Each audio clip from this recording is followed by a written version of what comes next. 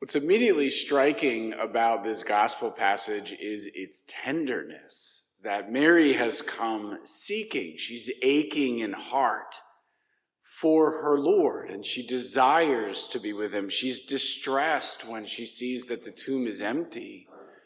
And yet, there's the tenderness of God she's greeted by angels.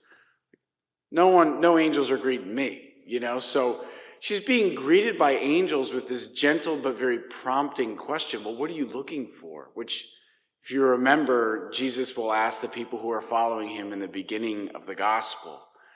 So what are you looking for? Like, what is your heart seeking? And she's able to articulate essentially that the only thing she wants in the world is Jesus. I mean, what a beautiful desire. But clearly there's something between she and Jesus. There's this space, and now she's frantic until they can reconnect. And then when they do, she's clinging on to him, right? I mean, it's another beautiful image. And he has to say to her, like, don't hold on to me because I've not yet ascended to my Father. The Father's plan continues to move. I love your passion, but all things in their time. And then he sends her to go become an apostle to others, which for Pope Francis, God rest him, that really meant a lot to him, that Jesus made Mary Magdalene the first apostle of the resurrection. So for Jesus to do that in Mary's life is to dignify her in a beautiful way. But the unspoken tenderness here is that all of this beautiful exchange comes after Jesus has suffered violently because of choices that Mary made in her life. I mean, that's just true for everybody. It's true for all of us. So what does that say about our Lord? That he's not the kind of guy that holds on to resentments. Why do we need to hear that? Because we feel bad when we sin. This is really the experience that ought to be the confessional.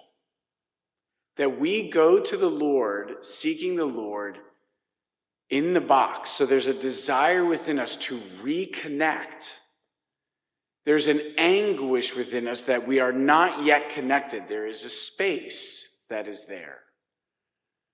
And we're doing everything that we can, which means we are owning and taking responsibility for all. And just when Jesus could, should he choose, condemn us, as he could cast Mary away, he doesn't. Now, he appears to her in an unrecognizable form, right? Like, little known secret, I'm not Jesus. And yet, he's present to you through me. And then he calls her by name. And then he just layers on the dignity to her that is utterly restored and elevated beyond what it originally was. Not just when she sinned, but before her sins. He makes her an apostle of the resurrection. And he sends her out. And just like he says to the woman caught in adultery, go and sin no more, he says to Mary Magdalene, I've not yet ascended to my Father, which means, like, let's course correct here. We need to do things the Father's way. So as you depart from this encounter, be convinced within yourself from this moment forward, to the best of my ability, I will do that which pleases the Father. And my first word of command, go to my brothers and tell them, ba, ba, ba, ba, ba. We should be leaving that box with this internal conviction that I desire to do God's will alone.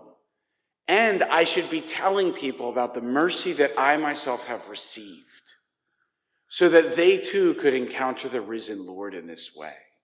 And so I think as we're getting into the Easter mystery, which is also one of sacramental economy, and that's just only going to deepen and deepen and deepen, maybe this reading itself could transform how we experience or how we even view the sacrament of confession, that it really is an encounter with the risen Lord that is endowed with tenderness and restores not only us to dignity, but sends us into mission.